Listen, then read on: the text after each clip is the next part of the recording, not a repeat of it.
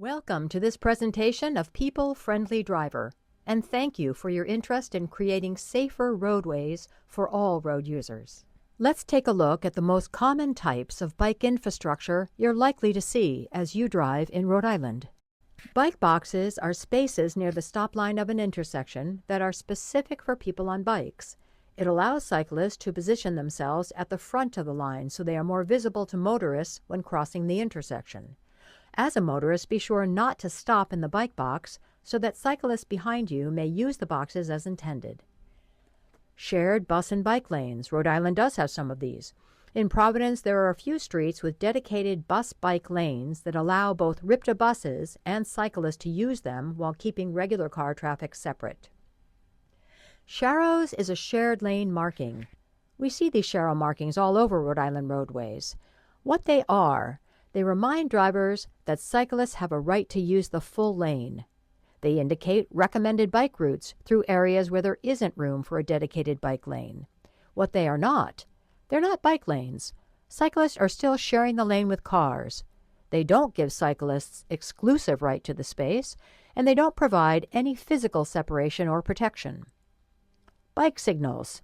Yes, Rhode Island does have bike signals. These are specifically for cyclists, often showing a bicycle symbol. They help in situations where cyclists need a different timing rather than car traffic to cross safely, or there are protected or separated bike lanes going through intersections. Communities are using directional paint to help all road users understand the intended line of travel for people on bikes. Next, we have the ideal bike infrastructure, the protected bike lane. This type of lane protects the cyclist from motorized vehicles and offers safer ways for cyclists to travel. Buffered bike lanes are similar but do not offer that physical protection. In this one pictured here, the buffer or extra space is just paint on the road. Roundabouts are a proven way to slow motorized traffic and make intersections safer for all users. Let's look now at the most common crash incidents involving motor vehicles and bicycles and learn how motorists can avoid initiating one.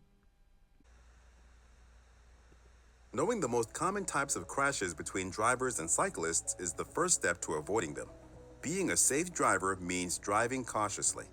The four most common types of crashes that occur between drivers and people on bikes are the left hook, the right hook, overtaking, and dooring. Let's discuss these common crashes and discuss simple ways to avoid them. In the left hook, a driver fails to yield to an oncoming cyclist as the driver turns left through an intersection. Often, the left hook is the result of a failure by the driver to actively see the person on a bike who is clearly visible. Or the driver underestimates the speed of the cyclist and turns left without giving the cyclist enough space. People on bikes can often be traveling at the same speed as motorized traffic. Do not assume a person on a bike is traveling slow. A driver can avoid a left hook crash by slowing down, yielding to oncoming traffic, using a turn signal, scanning the entire intersection, and waiting until it is safe to proceed. The right hook is when a driver passes a person biking in the same direction as them and then turns right into the path of the person on a bike. A driver can avoid the right hook crash by slowing down and staying behind the person biking. Drivers often misjudge the speed of cyclists, which can lead to serious crashes. A driver can avoid the right hook crash by using your right turn signal, checking your rear view and side mirrors, and turning your head to check blind spots. It is always safer to stay behind a bicyclist and wait until they pass through the intersection to execute your right turn. One of the deadliest crashes for people biking is when a driver overtakes them.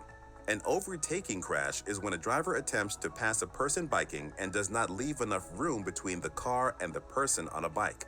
By passing a person on a bike too closely, the driver may startle them, or worse, the driver may hit the person and cause a serious crash.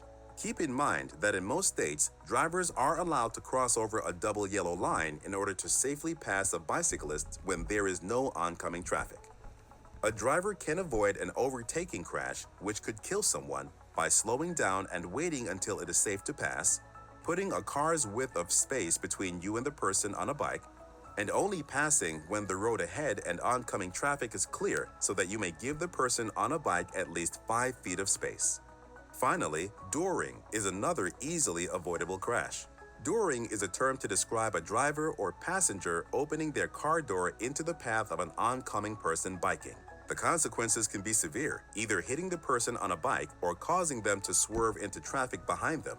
Before opening your car door, look over your shoulder closest to the door and check your rear view and side mirror to make sure there aren't people on bikes, scooters, or other vehicles coming up behind you. Open your door slowly with caution. As a driver, it is your responsibility to make sure it is clear before opening your door. Thanks for sharing the road. Thank you for listening. We hope it was helpful. You can always reach out to us at Bike Newport with any questions you may have.